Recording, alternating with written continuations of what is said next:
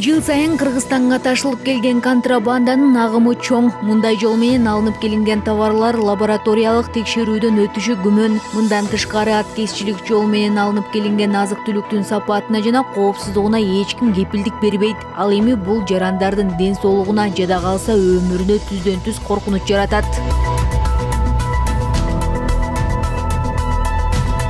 Аткезчилик агымы кулачын жайганы коркунуч туудурууда. Анткени товарды ташып келүү маалында эч кандай эрежелер сакталбайт. Эми элестетип көрүңүз, тамак ашчына дары-дармек кандай шартта алынып келээрин. Бул жүк Баткенде кармалган. Алар левофлоксацин аттуу антибиотикти өлкөгө мыйзамсыз алып өтүүгө аракет кылган. Бул дарылар адистердин көрсөтмөсү менен кабыл алууга уруксат берилген.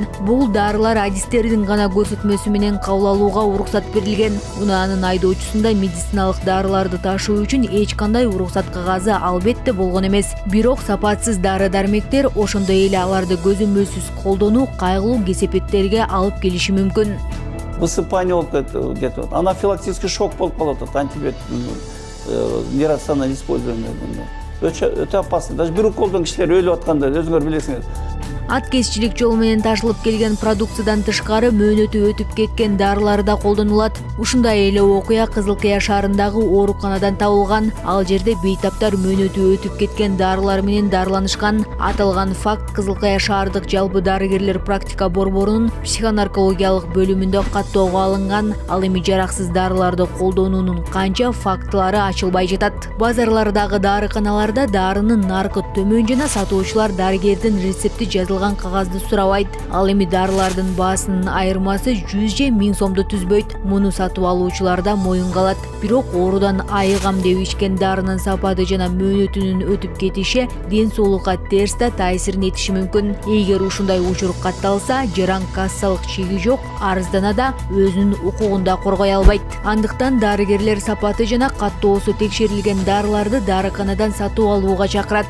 Мы, получается, проводим испытания по физико-химической и микробиологической части, которые поступают на оценку качества и на регистрацию. Получается, проводится контроль качества всех официально завезенных препаратов. Мыйзамсыз ташылып келген дарылар мурун эле жараксыз болуп калышы мүмкүн. Мындай дарыларды сатып алуунун кесепети кайтарылгыс болушу ыктымал. Акыркы 20-30 жылдан бери биздин өлкөбүз товар срок өтүп кеткен товарлардын баарын алып келип, арзан сатыла турган өлкө болду да. Түнү менен алып келишет да булар, границадан өтөт. Эч кандай сертификаттары жок. Азыр биз ошонун баарын ордордуна түзөп атабыз. Неге рак оорусунун баары көбөйүп атат. Балдардын баары гипертоник болуп атат, сахар көбөйдү. Ушунун баары биздин тамак аштан сапатсыздан. Азыр эми ошол жерде тартипке келтирели деп атабыз. Сен ушу сапатсыз товарды кимден алдың деп биз билишибиз керек. Отравление болуп калса, же болбосо жанагындай балдарыбыз ооруп атса, биз ар бир жерде мына тартип болмоюнча баары экономика да өспөйт. Республикада дары-дармектердин 30%дан 40%га чейинкиси контрабандалык жол менен ташылат. Мындан ары мамлекет товарлардын кыймылына жана сатылышына көз салууну мерчемдөөдө. Ишкерлер электрондук жол баракчаларын жана электрондук эсеп фактура колдонууга милдеттүү. Салык кызматы тиешелүү уруксат кагаздары жок товарларды ташып келүү фактылары аныкталган учурда импортталган товар гана эмес, транспорт каражаты да конфискациялана турганын эскертет. Болбосо аткезчилик менен алектенгендер түшүнбөйт.